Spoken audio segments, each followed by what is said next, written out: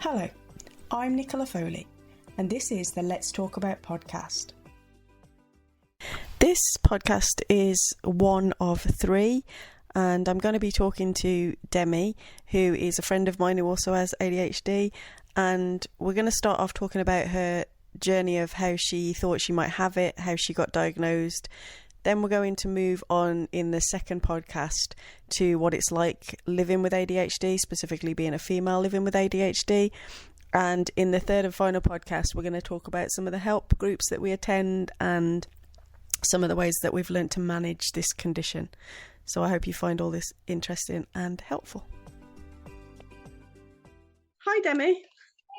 So basically, last time we recorded a podcast, I think it was September last year. So it's been 7 months, and you were turning 30 and you're now 30. Oh my gosh. I've got a low blow. Yeah. You got a low blow. You mentioned in that podcast that you were turning 30. That's where I did it. You Okay. did. Yeah. In March, you said at the time. I re-listened. Yeah. So in the first podcast, we spoke about you figuring out that you had ADHD and then trying to get a diagnosis and what that journey was like. So this podcast is more about life after diagnosis and how you are finding that, and sort of we're just going to have a brief chat about that. Okay. Yeah. So I'm still finding it confusing. I think I don't know if I mentioned before, but I was probably quite naive in terms of thinking I'll get my diagnosis and then everything will be better and it'll all go away, and I'll get a diagnosis and then I'll get medication and it'll treat the ADHD and I won't have ADHD anymore. And that just didn't happen. So I still have ADHD, still experiencing a lot of the same problems that I had, but not maybe to the same extreme. And yeah, after diagnosis, I would say the biggest thing that comes after that is knowledge and understanding, knowledge that leads to understanding. So a big part of since being diagnosed has been well, there was a big time period where I tried some meds and they didn't work, so then I just gave up on meds and didn't really seek any further help until I did eventually seek a tiny bit of help in the form of occupational therapy, which was quite useful. But then COVID happened and that stopped. You know, when you got diagnosed, were you given leaflets or a support group you could go to or any help, or were you offered anything, or just medication? Nothing, just medication. Right. Yeah. Okay. So I didn't really understand what ADHD was, I don't think. I think they didn't even give you any information or websites or to find out? No. I was just nothing.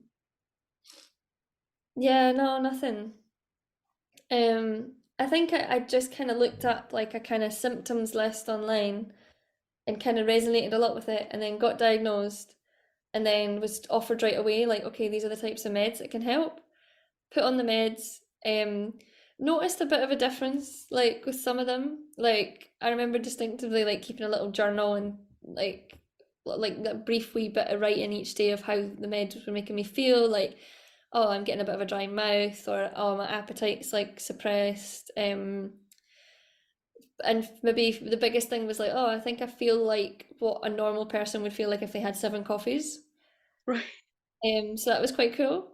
But then there was other kind of side effects that did eventually come up, which were it's hard to distinguish whether it was the meds at the time or not, because I was also kind of going through a lot of stuff that was PTSD. Right. From childhood. So I was having really bad night terrors. And I was the meds also made me really sweaty as well, and I'm already kind of quite a sweaty person. So there was that, and various kind of heart palpitations, which are quite scary and can make me quite anxious. So I came off one set of meds and I tried another, and again they were more or less the same, but I was still getting kind of little side effects here and there. And looking back, to be honest, I kind of wish I'd persevered a bit, because they say you have to try these meds for like, I think it's a full month, and then you review it every month. Whereas, like, maybe I don't know if I tried some of them for that long, or I think I was kind of looking for like a perfect drug. And because they were maybe just slightly not great, I would then tell my psychiatrist about that, and then he would be like, all right, well, there's other ones we can try. And he was really good because he was very open to being like, we're going to find the right one for you. And don't feel bad if there's like side effects that you don't like, because we'll just keep trying until we find the right drug. But then, so I think what happened was he put me on a drug, and it was going quite well. But then I stopped it because he had mentioned like, oh, you know, like if you do want to stop them, like say you're going on holiday, which I was going on holiday with like some of my friends, and this was like 2019, and we were going on holiday in August, and he was like, you know, if you want to be more fun, you can come off your meds. And he said, and it's also quite hard to travel with these drugs because they're stimulants and they're illegal in some countries, or you need to have Right. like a license, like a certificate with them, because if you're Hmm. caught at like, you know, we were going to Italy, it's like you'd get in a lot of trouble if they found that in your suitcase and you didn't have any certificate to go with it. Right. Um, so I came off them to go on like a week holiday, and before that, my friends had like, because I was living with friends in Glasgow, they had said, "Oh, you know, you're really quiet. Are you okay?" And I was like, "Yeah, guys, I'm fine. I'm literally just on medication that suppresses my hyperactivity." So I think they kind of noticed that, and that had made me kind of feel a bit like, oh, I'm not that fun anymore, or, you know, I'm not my usual self, my usual kind of chirpy, bubbly, kind of nonsense self. And that's like, my friends are picking up on that. Maybe they're thinking I'm boring. um, so I came off my meds to go on holiday. And I think just the fact that like I felt so much more like back to my usual self, and I had like a really fun time, that I just kind of thought, oh, maybe I don't need these meds. You know what I mean? Maybe I'll just come off the meds. And there was mention of like occupational therapy. Maybe I'll just do that.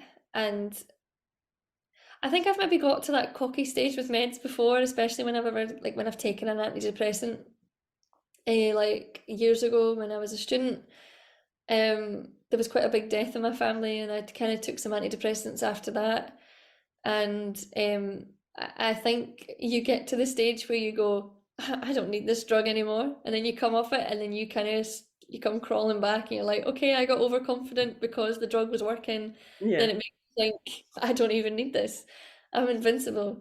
Um, so yeah, like I started the occupational therapy, and that went well, which was like it was kind of more like I went in sometimes to the hospital, which where the mental health ward was, and worked with like a specialist, I guess, and she would give me more kind of tests to do to work out exactly where I am on like the ADHD spectrum. And she would kind of just ask like what I needed the most help with, and I think I mentioned things that I still have struggle with now, like timekeeping and day prioritizing and task managing and things like that. And she would kind of like give me some tips, or try and come up with like things that would could maybe help, and she gave me loads of resources on stuff.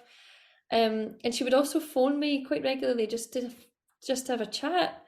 Um, and then I kind of let slip one day on the phone that I was like, "Oh, I've moved back to Glasgow. I'm not living in Fife anymore." Because uh, because the service had went on hold during lockdown, and I'd moved back to Fife in lockdown. I think this is what had happened. Yeah, I was living in Fife when I got my diagnosis, because I got diagnosed at a Fife hospital, and that's why I got the occupational therapy with that service, because I was living in Fife. And then after lockdown, I moved back to Glasgow, and I moved in with some friends like permanently. And said on the phone like, "Oh, you know, I've just moved to Glasgow. Life is changing a lot." And she was kind of like, "Okay, well, now that you're in Glasgow, you can't really be using a Fife service." Does she So not refer you though to like a service there? Well, she said she was going to, but I wasn't even registered at a doctor's yet in Glasgow, so I Mm, had to like register at a doctor's and then tell that GP like, oh, I was getting occupational therapy for my ADHD. Can I get that here? And then I was on a huge waiting list, right. especially after COVID. Waiting lists were just longer in general for everything. Hmm. So because there was such a backlog, so that never came to fruition. And actually, about a year later, I moved back to Fife, which is where I stay now, because I moved in with my partner. And so, yeah, then I just started the process all over again in Fife, got put back on like a waiting list to get seen for medication for ADHD. And in the meantime, I joined the support group, which is when I met you. Yeah. And fast forward to now, where about 2 or 3 months ago, maybe longer, maybe 4 months ago, I got back to seeing someone about so like a year later, basically, I probably had to wait like a whole year um to then see someone about going back on ADHD medication. And I'm on like a non-stimulant now, and um yeah, I'm not, occupational therapy isn't really a thing for that now where I go. Yeah, I've got like a different kind of mental health referral instead for something else that's more anxiety, kind of CBT focused. Um, so not really ADHD related, but Do you think the uh, meds have ever like helped you? Some of the things that you struggle with. I mean, like most ADHD people, sort of starting tasks, staying on task, and yeah, do they help with any of that for you? Is that because I think that's what they give them kids for, isn't it? To try and help them concentrate in school. yeah. So all I've noticed so far with this medication, and I've maybe been on it for 3 months now, and we've upped the dose like gradually each month, Hmm. and yeah, I think I've noticed that it definitely makes me just I'll think about doing something and I'll do it. Whereas before I used to think about doing things and just never do it. Right. So I am noticing that I'm able to stay on task a wee bit longer and actually do the things I say I want to do without procrastinating as much. Okay. Um, and they definitely have made me feel a bit calmer, um, and just more kind of, yeah, just more focused on what I'm doing instead of taking in all these surroundings. And maybe it is, I definitely, I even noticed that my hyperactivities went down a lot, Right. um, which sometimes I'm like, I kind of miss. So like, I think even with my speech and my thinking, I've maybe like slowed down a bit. And I now notice, especially if I'm in company of like a group of people, I don't feel the need to be talking all the time or to be like kind of, I'll maybe say in my head like, okay, you don't need to talk, you can just listen. Whereas before I would never really have that filter. Um, but that has been kind of strange in a way as well, because that's not felt like who I am. And that's maybe I'm like, I was in like a social situation like a week or so ago. I was on like a short film, and it was a really different experience for me, because I think maybe people might have thought I was a bit shy, and Hmm. that's not me, and that's not who I am, obviously. Because I kind of just kept quiet a bit more and just like kind of more than I used to. Yeah. So yeah, it is quite interesting. And they do, I'm kind of willing to keep trying and persevering. The only kind of side effect I've had so far is like a dry mouth, which isn't a bad thing really, because it makes me drink more water, which is a good thing. Hmm. And yeah, like um maybe like a slight appetite decrease, not as much as I used to get with stimulants. Right. I think maybe the reason I'm not eating as much as I used to, or thinking about eating as much, or going longer periods in between meals, basically, is because maybe I'm more focused. And maybe before I would use food to like procrastinate. um, Do you think that's down to the fact that the medication is maybe, or their understanding of the medication has maybe improved, and so it's much more tailored to what you said you needed to kind of do? Yeah, I'm not sure. I think the medication I'm on, not a lot of people try, certainly not first time. I think maybe so it's a non-stimulant, so I think I don't know if it's anything to do with like your heart rate. I've not really read into it. I tend not to read too much into meds and how they work because I think if I'm one of those people that if I read about side effects, then I'll Hmm. start believing that I have those side effects. Do they still monitor your blood pressure and stuff on this one? Yeah, they do. Yeah. Okay. They took my blood pressure. I didn't need an ECG though, but I did need an ECG for when I tried stimulants. Right. So I think from that, I think that's because stimulants affect your heart rate. Yeah, they can. Yeah. So you need to kind of have a good heart to go on them first. Yeah.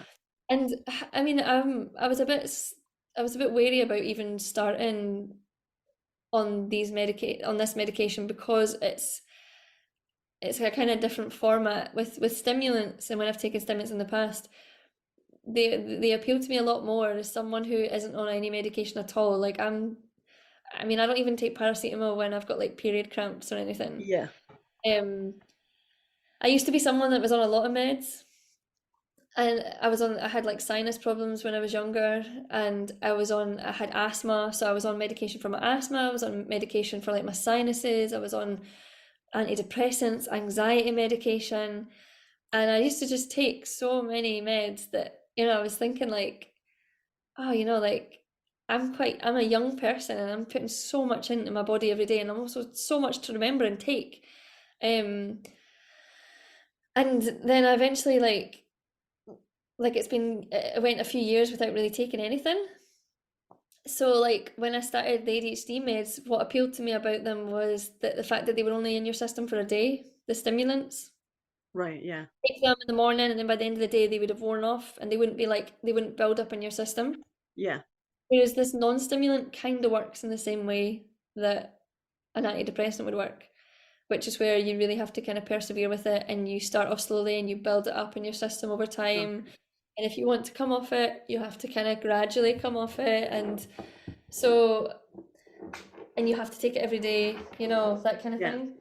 It's not like just as and when you need it, which was the appeal of stimulants. For example, like if that you had something that you really needed to do work wise or something you had to study for, then you could take one of those pills and that would help. And then at the weekend, if you didn't want to take them, you didn't need to. Okay. So I think like that kind of like is something I think about sometimes when I'm like, oh, do I really want to be taking this? It's a bit of a commitment. When do I stop taking it? Like, am I going to be on this drug forever? I don't want to be on drugs forever. But I'm more just trying to focus on it as like it's a stepping stone just now until I get better tools to like um Manage cope your with things I'm ADHD. struggling with. Yeah, I think so. Yeah. Yeah. Okay. Cool. Um, What about like comorbidities? Like you said, you kind of been learning about ADHD and stuff. Have you kind of identified any sort of more comorbidities and stuff like that? And if you have they changed with the medication, like anxiety or sensory or anything else like that? yeah, it's maybe a bit too early to say, but um it is interesting. I mean, I'm obviously disclosing quite a lot, but I Don't disclose anything you're not comfortable with, Demi. no, it's okay. The so I also have like what I think is like body dysmorphia disorder. Hmm. Um, and I think that's also related to my OCD. I think they're the same thing, essentially. I either have like prefixations on like mess and tidying up my house and things being like in the right place and like if I've been away working for like a week or something, I come back and Ross has moved something in the house, it really upsets me. Yeah. I'll notice it as soon as I walk in, and the only way I can describe how that feels is, I mean, I've never been robbed. I've never had somebody break into my house and go through my stuff and steal stuff, but that's kind of how it feels. It feels like somebody's invaded my space Yeah. when I've not been there. Um, and yeah, it feels like a huge intrusion. And I noticed that like in times when I've been running late or when I've been really stressed with thoughts and anxieties, I'll tidy up, I'll clean. Yeah, I do too. Yeah. Yeah. It's almost like you're trying to control something. Like you feel Totally. kind of out of control, so you're trying to control something. Yeah, totally. Um, and I used to think like, when I was younger, like I don't want this problem fixed because I actually quite like being a tidy and neat and organized person in that respect. Yeah. I don't want to get that fixed because then what if I become a slob? And what if I become like, like a really messy person? Like that's not going to help me. And um, that's just something I don't want to be. I'm quite happy that I'm like that because it brings me peace to have everything in its right place and be organized and Yeah. helps me think better, I think.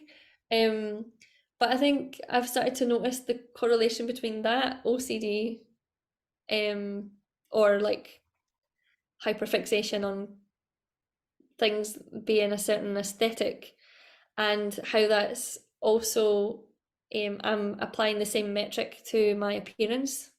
Oh, okay. And I think I'm noticing like, oh, there it's the same demon, if you like, it's the same voice in my head that says this isn't right, this needs to be more organized and tidied up and squared away, is the same analysis going on in my head when I look at like my face and I say that this isn't right, or I shouldn't look this way, or my face isn't very symmetrical, or my skin's bumpy, or um yeah, my body just isn't right in comparison to other people's, or yeah, and I'm always checking and looking for flaws and what can be fixed. And I think it's the same part of my brain Hmm. that's like scanning the room for flaws, or you know yeah. So, and that's obviously not good because that when I direct that energy onto my appearance, I lose a lot of time spent like researching things like procedures I can get done to my face, or um like certain creams and potions and I don't know, teeth whitening kits and Hmm. things I can do to my hair, or like yeah. So I think then that becomes like an obsession. And in the past I've had like an eating disorder, and I got really into bodybuilding. I was like taking creatine and going to the gym like 5 days a week, and you know these things like just rob you of your time that you could have Hmm. spent towards something that was meaningful to you. Yeah. That like I really want to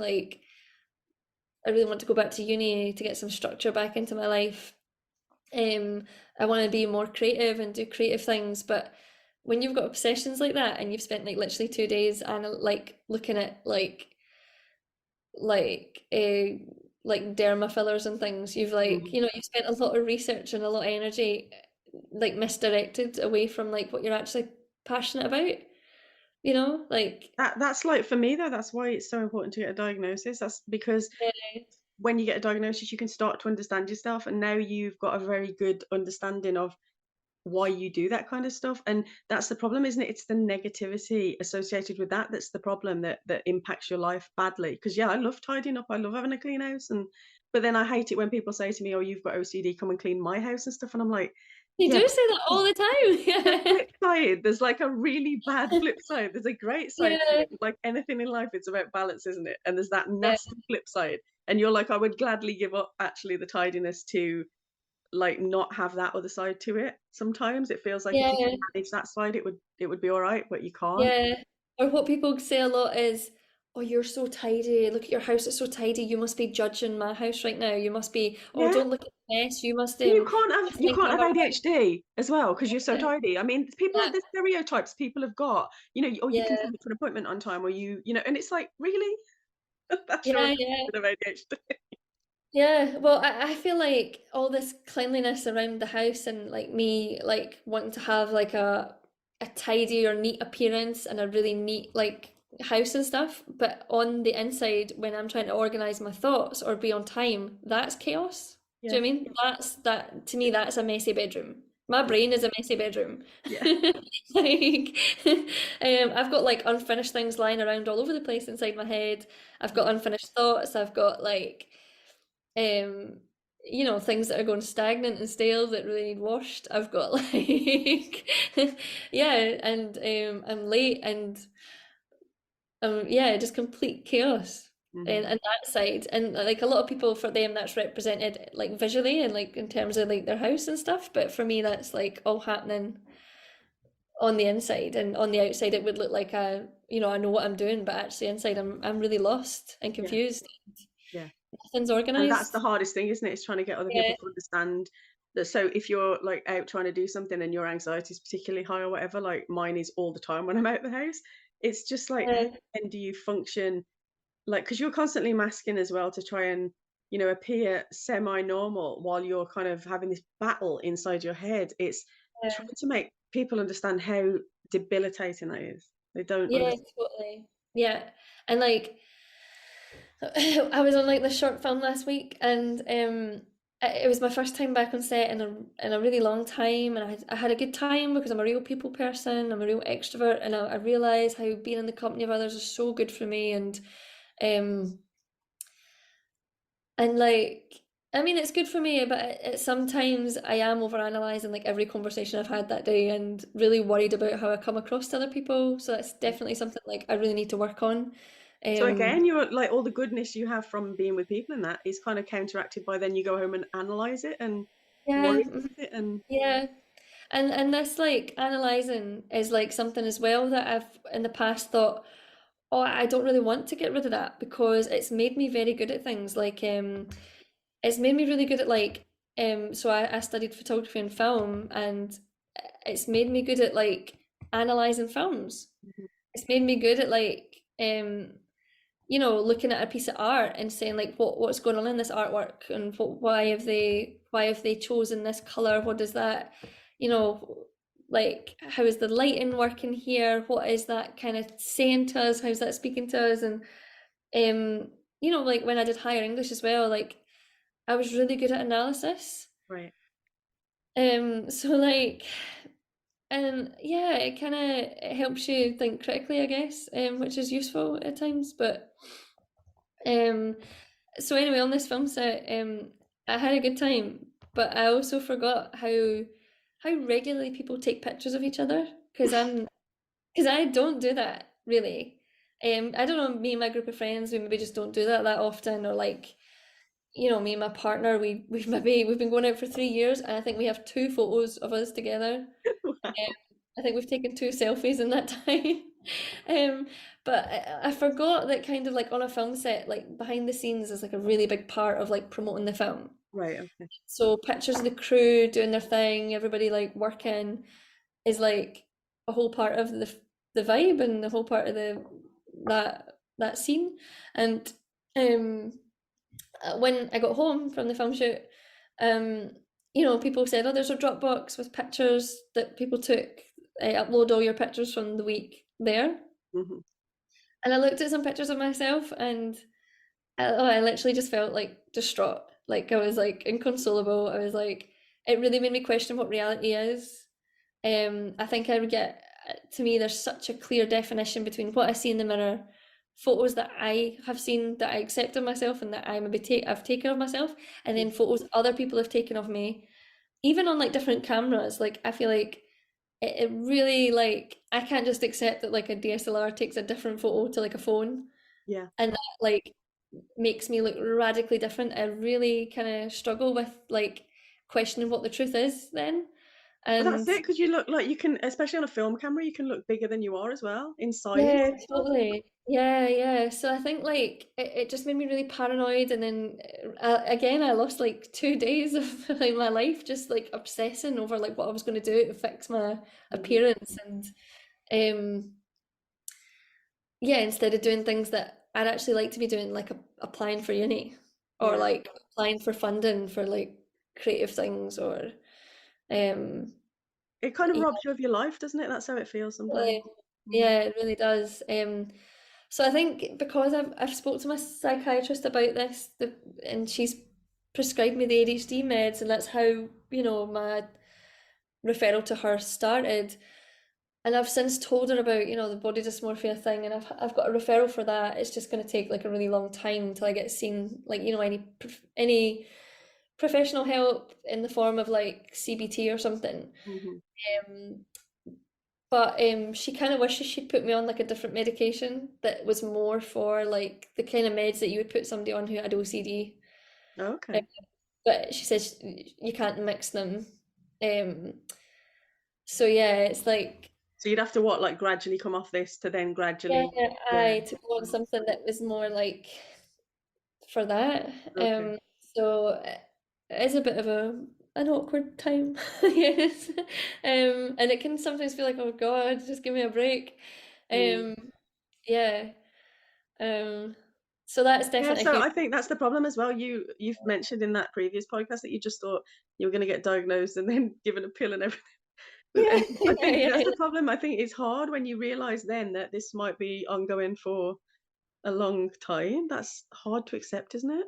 yeah. And I think as well, like, I spoke to someone about this recently that was like, I went to like a kind of mental health peer support service that's local to me, and I was speaking to someone there, and they said that like it sounds like I've got like alphabet shame, which they related to, which is where I'm saying, so I've got ADHD, I've also got OCD/BDD, and I also have PTSD. Do you know what I mean? It's like, yeah. All the letters. I've got all the letters just in different Yeah, order. what do I do? Um, so like, and then that becomes really disorientating and overwhelming as to what to focus on, and you just kind of feel like you're like, oh my God, people won't believe me. Like I won't. People will just think you just want all the problems. You just think you've got all the problems, and it sounds a bit far-fetched. To I have, feel like that with Logan when I'm saying about all his illnesses and that, because it's just like, yeah, and there isn't even like shortenings of Tourette's and stuff. You have to say the whole thing. yeah, yeah, yeah, You end up saying these big long things as well. Yeah, I yeah, totally get totally. what you're saying. Yeah. Yeah. So then I think it becomes quite shameful. I feel like, well, I feel personally like I'm like, oh, like people are gonna think I'm at it or something. Or But like it's because I'm that acting people have got ridiculous. there's better Yeah. techniques for like understanding this stuff now. That's why you're getting diagnosed with all Yeah. the different Yeah. things. I think as well, like it might be a cause and effect kind of situation going on. I feel like they all have to be connected. Yeah, Like for I kind sure. of realized that last year that I was like, I can't have five separate mental health conditions. They all have to be connected in some way. Just in the Totally same agree. way that like just in the same way that like say you broke your leg and because you broke your leg you're like your bed you're lying down for a long length of time, so because of that you might develop um uh, like what's it called where you get Deep bed vein sores and stuff. thrombosis and stuff. You might Yeah. develop that, yeah. And then because of the fact that you've broken your leg, you're like maybe going to get like arthritis because you're not moving that joint as much, or you're going to get depressed, which is then going to affect your sleep. You're going to have bad sleep. Yeah. Maybe then because you're stressed about not being able to do the hobbies you enjoy or whatever, you might get skin flare-ups or something. Do you know what I mean? Like it might be like how some people's mental health or It's all some people's, related, isn't it? Yeah. yeah, like one condition can then cause another condition, which can cause another condition, which can cause another condition, or Or exacerbate something you didn't even yeah, know you had. Yeah, totally. Yeah. exactly. So I think that's maybe the cause, like what's going on. Like I've done like a kind of lot of reading about how the connections between ADHD and trauma, and I kind of identify with those connections a lot, like in terms of like how maybe like living your life in fight or flight mode has then contributed to me being all the time in flight mode, and I've lived life at a high intensity, Yeah. um and because I've got this high intensity I'm like a hyper person, and because maybe I'm stressed with like things that were going on in childhood, I've learned to just like daydream, like, and become distracted. I've not been able to concentrate, Hmm. um and yeah, like I feel like that could be what's happened. And then I don't know, maybe then because of like the PTSD, like my way of controlling and having some control over like the chaos that was going on when I was younger that caused the PTSD was to like you know, fixate on what I was eating or not eating, or fixate on my appearance, and that was something I can control. Or um yeah, because I definitely noticed that like with the tidying thing, it's like a controlling thing, it's a calming thing, it's a way Coping of mechanism. yeah, yeah, a coping mechanism. It exacerbates you. It's like um the same as it does the same thing that biting your nails would do, you Yeah. know? Um, so like and then that like they all feedback loop on each other as well. So like sometimes when I'm running late, I'm stressed that I'm running late. I'm like, here we go again. I'm gonna be late. I'm gonna disappoint this person. I'll disappoint myself. I can never be true to my word. Why can't I just get places on time? Why can't I be organized? And then I'll start tidying up in my house and I'll be like, oh, now I'm making myself even more late. And I'm aware that I'm tidying. Hmm. But I'm like, what are you doing? You're running late and now you're like smoothing out the wrinkles in like a blanket on the couch. Like you don't need to do that. Just get outside and get in the car and get to work. But I'm like, I think my brain's like trying to self-soothe really quickly. Yeah. So it's like, what can we do to alleviate the stress? We can, oh, we'll tidy. You know what I mean? Like, so, because that we can control that, you know? So I think, yeah, they're all definitely connected.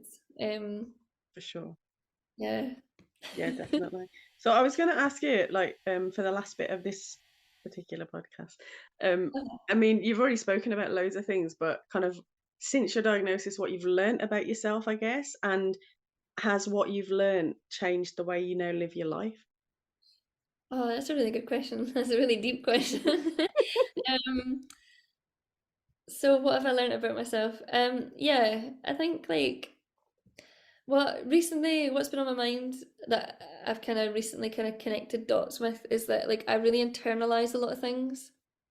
Like um I'll maybe like internalize that like I think people are mad at me or disappointed in me, or that what people think of me, or like if someone else in my company is upset, I'll internalize that, and that'll make me quite anxious, or I can pick up on other people's anxieties sort of very easily. And like I've also learned a lot about like through like the support group and doing the course that we did with Lorna. I've learned like, you know, about the way my brain works differently, and even some really interesting stuff that like um I don't know if I learned this on the course or if I learned this somewhere else by reading something, but like I feel my most depressed in the morning. Like I've really struggled with mornings, and I always thought that was something to do with like kind of the trauma of growing up with ADHD and like having to be at school on time. Hmm. I was never at school on time. Every single day of school I was late. I don't know if I mentioned that in the previous podcast, but because I was late, then that caused more problems at school because Hmm. I'd arrive and I'd arrive for like I'd be late for registration, so I'd have to go to the office and get a late slip, and the office staff would ignore me for 10 minutes as a punishment for being late, and then that would make me really mad and really upset, and then I'd be late for my next class. I'd be 10 minutes late for my first class, and I'd get in trouble for my first class, and then there'd be an atmosphere with that teacher. So the whole every day of school was just off to a bad start. Right. And then I'd also follow my mum in the morning because I was running late. I'd follow my sister because I'd make her late because my mum would drive us to school.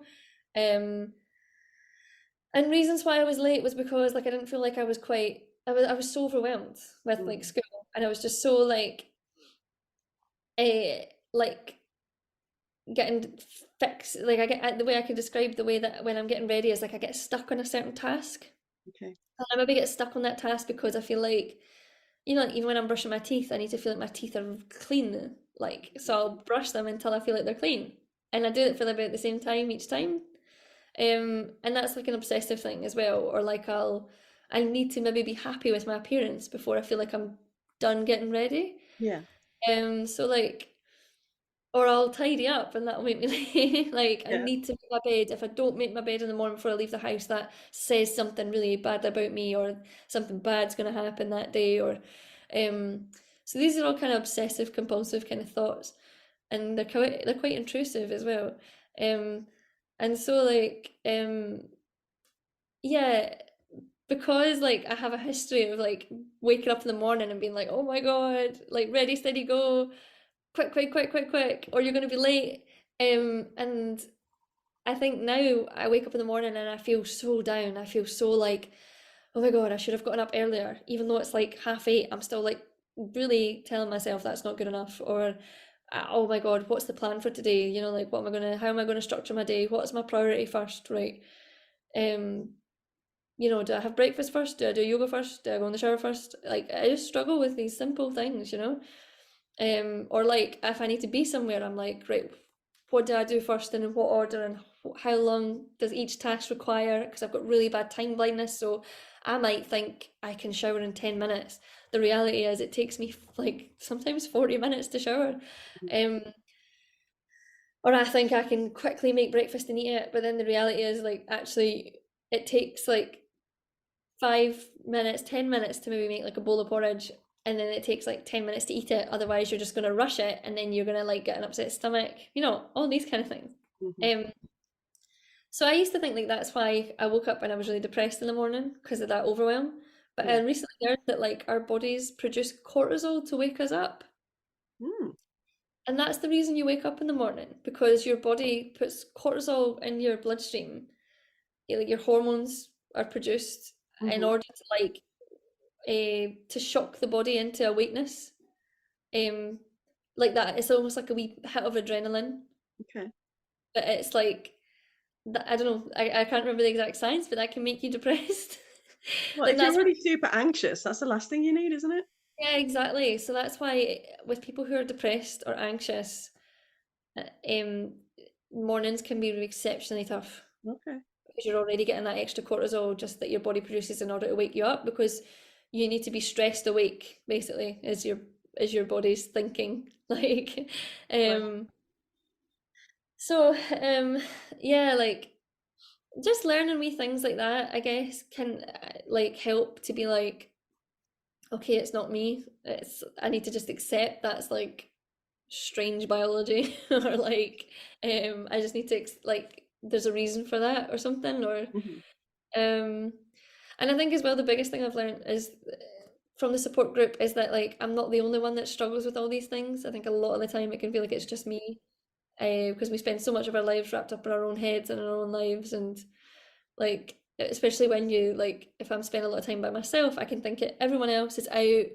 They're working really hard. They manage to get to work today on time. They're really organized. Everyone's killing it, you know. And I'm like the only one that's like feeling like, oh my God, I must be mentally insane that I can't do these things.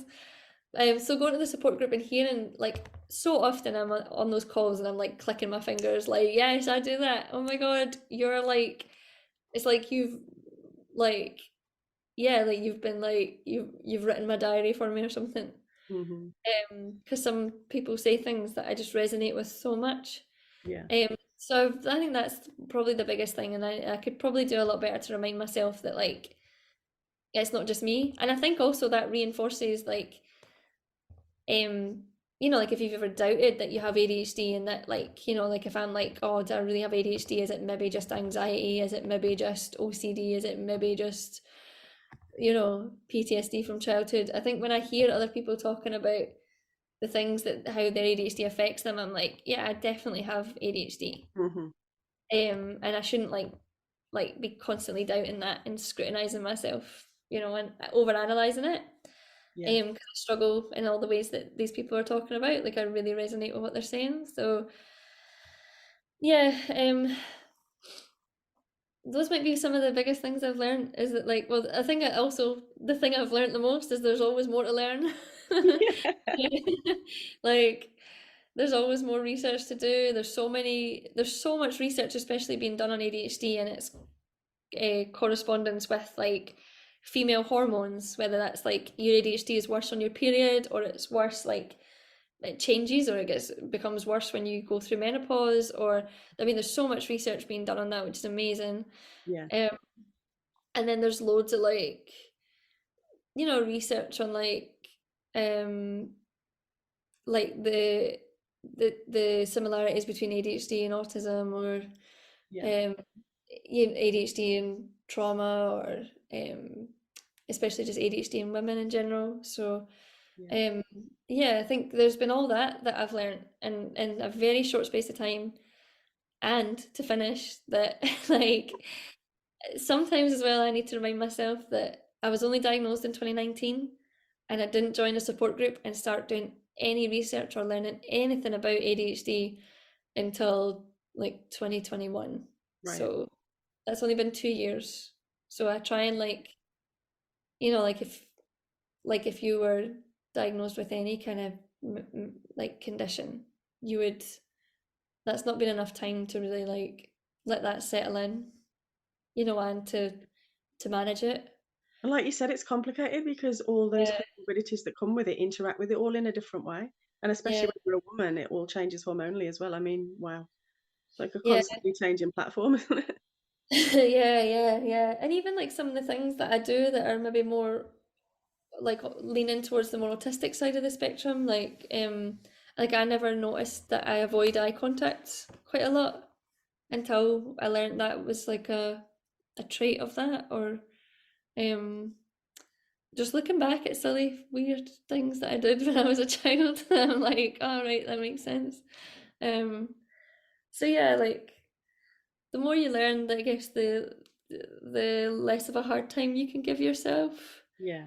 Um and then yeah, like you could kind of discern like whether like what is the most, in what ways does my ADHD affect me the most, and then from there kind of work on like, okay, maybe what's helped other people with this problem, what kind of coping strategies have they found, or yeah, are there any kind of toolkit based stuff that I can do for that specific thing. Hmm. So I think I'm still got loads of work to do on that, but yeah. Well, that all sounds great. Thank you for speaking about all that and being so honest and stuff. And um, we'll end this podcast now and then start the next podcast because that's a brilliant place. There's a brilliant segue there. You just went into like the next one's meant to be talking about so the support group and strategies that you've found that work and turning it around into a more positive, I guess, because it's been, I mean, it's hard, isn't it?